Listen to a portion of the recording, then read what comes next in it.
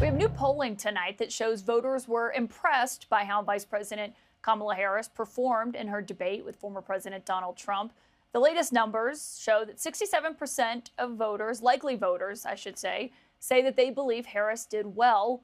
40% said the same of Donald Trump. The numbers hold across demographics when you dig into this. It's a majority of every race, age, and education level saying that Harris, they believe, did better. Of course, you look deeper into these numbers and the race itself remains deadlocked. My source on all of this helped prepare Donald Trump for that debate and is now a Trump transition team co-chair, Tulsi Gabbard. And it's great to have you here. You know, when you do look at these numbers, and we talked about Pennsylvania a moment ago, but just overall, we've got 46 days to go before the election. Neither one of them has a decisive advantage. What do you think that Trump needs to do over these next 7 weeks to change that? I think he's going to continue to stay very focused on reaching out to voters, not taking a single person for granted, and talking to them about the issues that they care about most, that impact their everyday lives the most. This is such a unique situation that we all find ourselves in, where we have two people running for president who actually have a record. So it's not just about, are these empty campaign promises? Voters will actually be able to compare the record of President Trump through his first term in the White House and the last 4 years under Vice President Harris and Joe Biden. And there are very clear contrasts between them on almost every single major issue that Americans are concerned about, whether we're talking about the economy and the cost of living, something that was drastically lower for most Americans under President Trump than what they've experienced over the last 4 years. We look at border security, we look at crime, we look at domestic policy and foreign policy. In each of these areas, President Trump will continue to share with voters his record of success and remind them about how overall the quality of life for the American people was much better under him and why he looks forward to coming back into office to improve their quality of life once again. You helped prep for the first debate. Do you think a second debate where, I heard from some advisors and allies who thought he did not do a good enough job drawing that contrast the first time. Do you think a second debate where maybe he did that more would be helpful to him when we look at these numbers? Yeah, Caitlin, I think the numbers that you just showed, people's opinions on the debate versus how they're actually going to vote, that the race is still very close, kind of just illustrates, frankly, how these debates have become nothing more than political theater that political pundits like to focus on and talk about a lot. And a lot of the mainstream media likes to talk about the debates. But when it comes down to voters, what they really care about most are hearing from these candidates about their issues and about their record. And so I've had personal experience with this when I ran for president in 2020. It was a frustrating situation where, you've got 90 seconds, maybe 2 minutes to talk about very serious issues that people are impacted by every day. So President Trump's going to continue to stay focused. He is working hard. He is traveling and going and seeing voters exactly where they are. You talked about a disciplined campaign and having that. When Trump is in North Carolina on Saturday, a must-win state, do you share the concerns that others have about Mark Robinson and the new reporting that came out today about the candidate and the comments that he's made, given Trump has emphatically endorsed him? Do you think he should disavow him? Based on what I've seen in the news today, those are questions for Mark Robinson.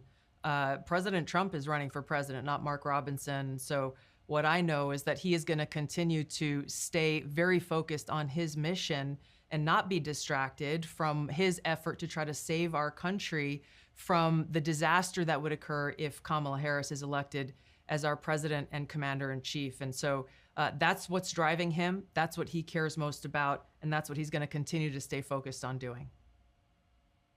Yeah, I just think we've heard concerns about whether it hurts turnout or how Republicans in North Carolina feel about that, of course, with Mark Robinson at the top of the ticket, of course, underneath Donald Trump as he's running in that state. But I want to ask you about another issue in this election, because you've spoken very candidly and really personally about a struggle that you've had with IVF, which is something that I think a lot of women can relate to. I know a lot of women can relate to because we've had many of them on this show.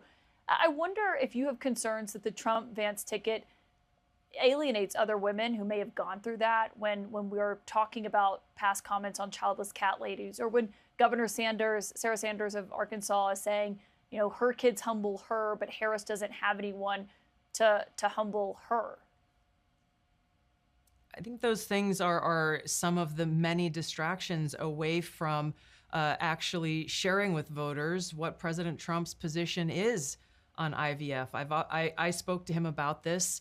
He didn't know I was going to ask him a question. He didn't know what I was going through, but we did a town hall in La Crosse, Wisconsin, where I shared with him the struggles that my husband and I went through in trying to start our own family, and how we went through multiple rounds of IVF as part of that process. And unfortunately, it didn't work out for us, but it does help so many families. And President Trump shared with me what he has been consistent in all along, is how much he supports people's efforts who are going through these struggles, how much he supports IVF, even going farther than I think anyone else has, as far as I know, in politics, in making sure that we have access. As you know, it's extremely expensive. Even for service members in the military, TRICARE doesn't cover IVF.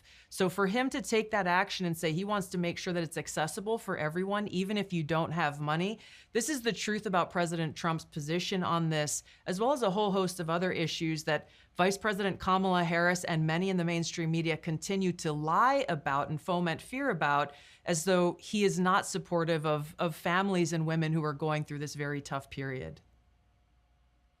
Yeah, we've never said that he's not supportive of IVF. I mean, he himself has stated that. But you're the transition co-chair, and Trump's plan about paying, either having the government pay for it or insurers cover it. Is there a plan in the works to develop that? Because Tom Cotton told me earlier this week that he had not been briefed on one yet. Well, President Trump is focused on earning the trust and confidence and votes of Americans in this country. As you pointed out, we have just 47 days left before Election Day, and that's what he's focused his energy on right now. I know there are people who are working on the policy front, but he is very much focused on getting out there and speaking the truth about his record and Kamala Harris's record, so that people can understand the truth and not be distracted by all of these other things. Tulsi Gabbard, thank you for joining us tonight. Thanks, Caitlin.